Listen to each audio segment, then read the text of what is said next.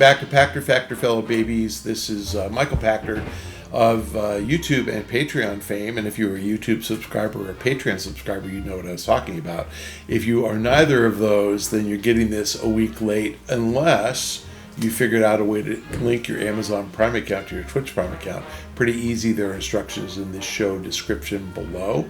If you're getting it a week late, follow me on Twitter at Michael Pachter, and I will continue to impart my wisdom to you, although you'll hear about it a week later than when I said it. All right, today's question from YouTube from Game Jack. Kotaku reported that Ubisoft is working on a remake of Assassin's Creed Black Flag. The original game is 2013, and it was released in 2013. It's 10 years old. Still looks good and plays well. Is that enough time to ask fans to pay for the same game again? How long should publishers wait before remaking a popular game?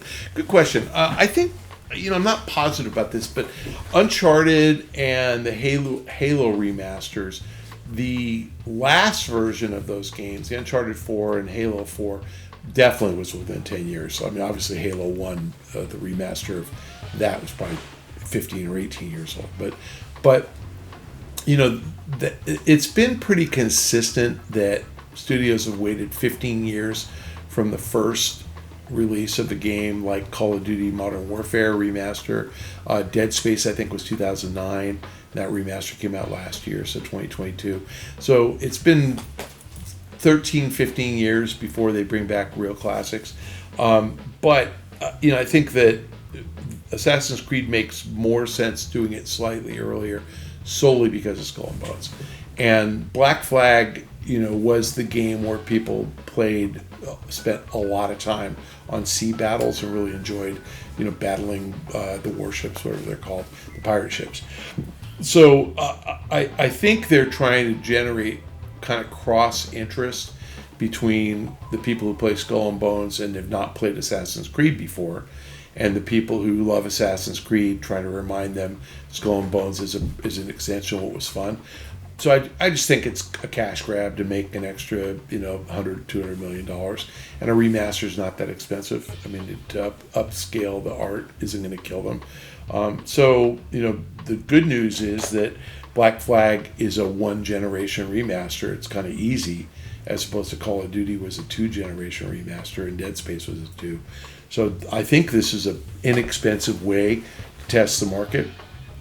And to be fair, I would play that game again.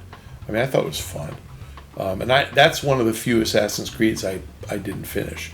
I kind of got bored, and I think it was the time when GTA was out. I kind of got bored and had too many other games to play.